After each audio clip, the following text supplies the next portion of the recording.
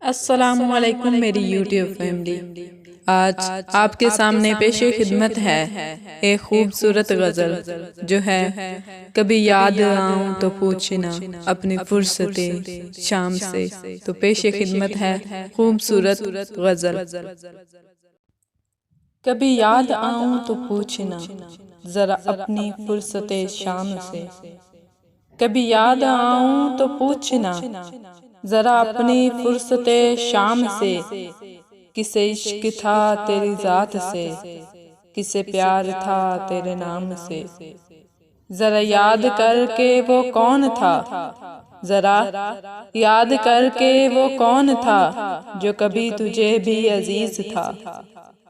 وہ جو جی اٹھا تیرے نام سے، وہ جو مر مٹا تیرے نام سے۔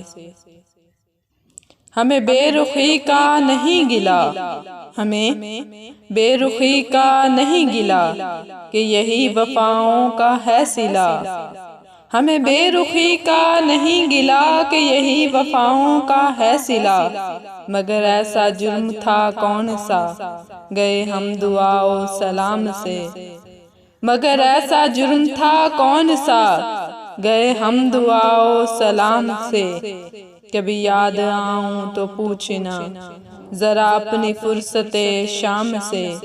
کبھی یاد آؤں تو پوچھنا ذرا اپنی فرصت شام سے۔